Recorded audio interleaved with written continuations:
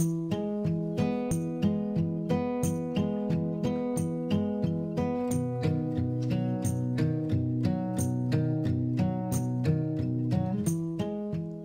boys and girls. Today we're going to make some bluebonnets. We're going to make the Texas state flower. And so if you've ever seen bluebonnets here in Texas, they are a wildflower and they're very beautiful. They're kind of a dark blue and they have white. They don't have a printer, so this is what you see my iPad. I will put a picture in there for you.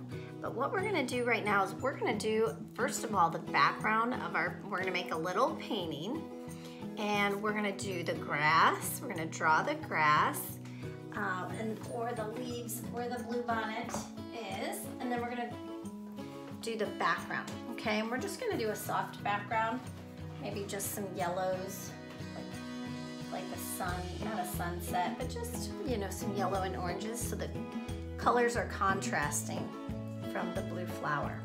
So how we're gonna start is we are gonna start with the bottom and we're gonna draw the leaves of the bluebonnet. Now Eileen's gonna use some crayons and I'm gonna use some oil pastels. And so we're just gonna go ahead and start drawing some grass. Really what ends up happening is where the bluebonnet is, it's in a field. So usually you can't see a bunch of, from a distance, you can't really see a lot of the stems. It's in a field, so we're just gonna draw some different colored grass in there. I'm just gonna smudge in a little of this beige color.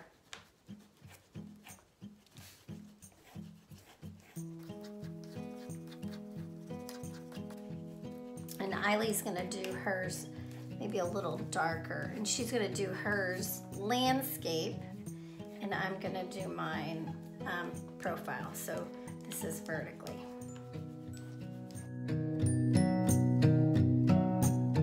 And then I'm gonna decide where I want my bluebonnets. So maybe I'm gonna do 2 or 3, probably 3. So maybe one here, maybe one going over here, and maybe another one going off over there. Now, when you look at the actual stem and the leaves, they're kind of almost like a star, aren't they, Eileen? Kind of go out, but I'm just gonna draw them kind of quick and rough. They're overlapping.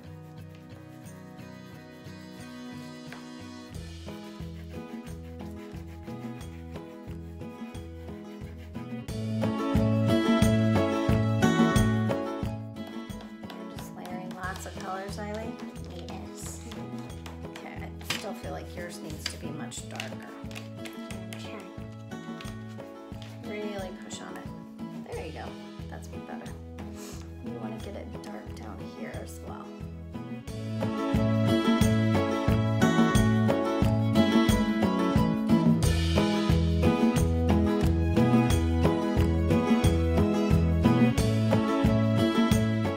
All right, so we finished the grass. So we're going to go ahead and just do a little wash right on top of our watercolor. And so, Eileen, we're going to use this color. You're going to use this. Got some other stuff. What you want to do first of all, so it blends well, is you want to go ahead and get your brush, Eileen. It's right there. There you go. Is you want to go ahead and get your paper wet.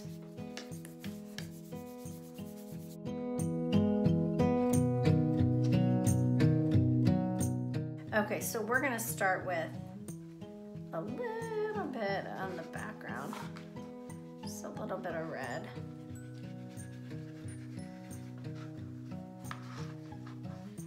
And we're gonna swipe and move quickly. We are using watercolor paper, so it does blend really easily on this paper. If you use a regular paper with watercolor, sometimes it doesn't mix quite so well. So I did a red, I'm gonna rinse it off. I'm gonna come down here and use a little bit of yellow. Ooh, that's a lot of yellow.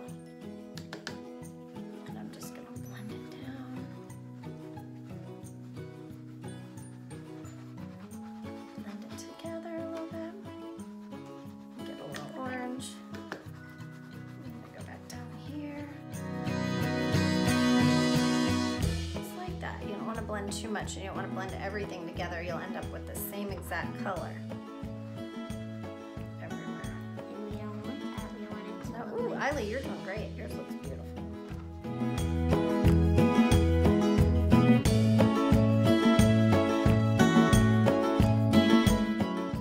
Now the reason we wanted to do a lighter background is because our blue bonnets are going to be blue, so we don't really want a blue sky right now because we want the blue bonnets to stand out away from.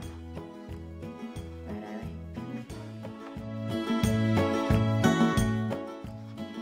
How do you feel about yours? Good? yes, mine is very pretty. Oh, that's beautiful. Okay, I think we're ready. So what we're going to do is we're just going to let this dry. And then we're gonna come back and use our fingers and we're gonna finger paint our blue bonnets on. So let's let this dry, Eily, and we'll come back in a little bit.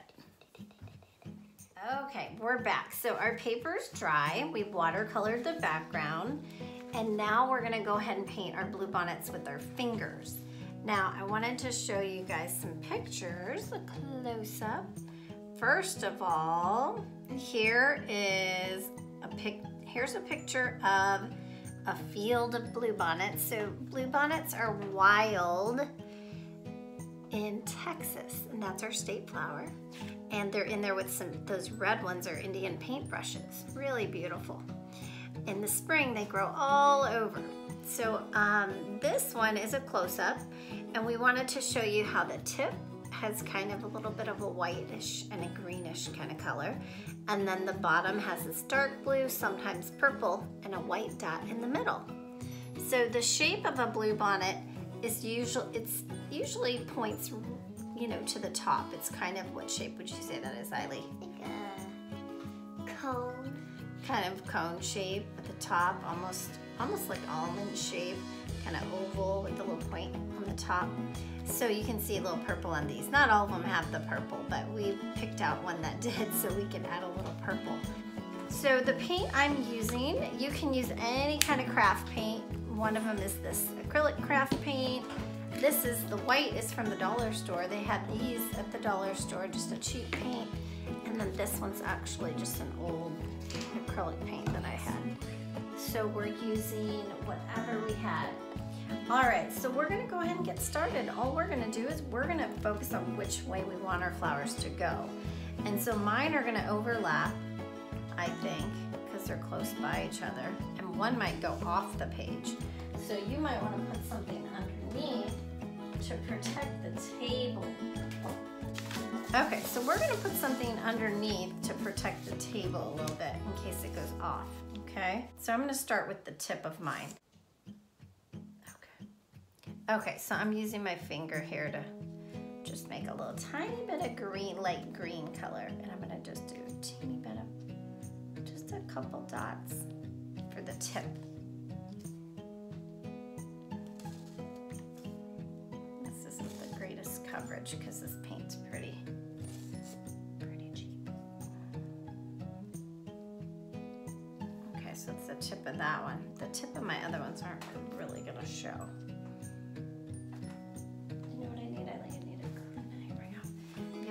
You just wipe your finger. Okay, so I just wipe my finger and I'm gonna start my blue. Oh, that looks good. And so we're just going down. And you could touch a little bit of white in there if you wanted to change it up a little to mix it. Sometimes we do that at school when we make blue bonnets. Need a Kleenex? Thank you. So they really, in real life, they kind of overlap each other. So you can do that. They get next to each other.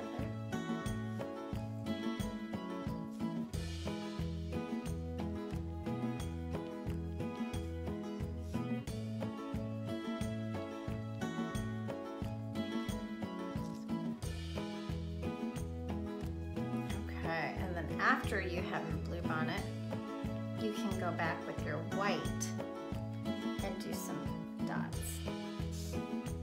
The white, if you want to, you can wipe your finger off first. And then do some white dots.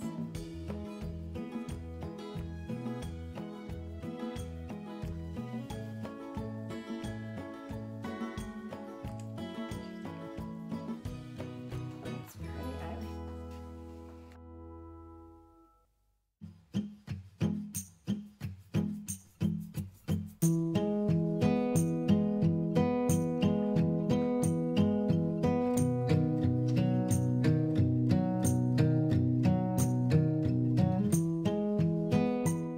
going to use my middle finger to put the dots. And you don't have to put dots like I'm doing if you don't want to. I really like yours. Thank you. Oh, I didn't even put any purple on mine. Oh.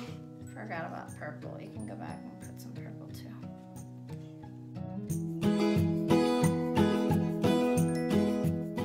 Okay.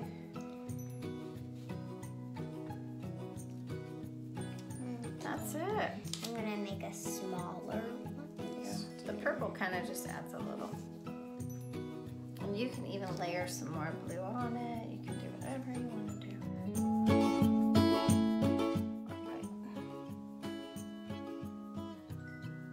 It's a little wet. You could always go over it after it dries and it'll accept more white.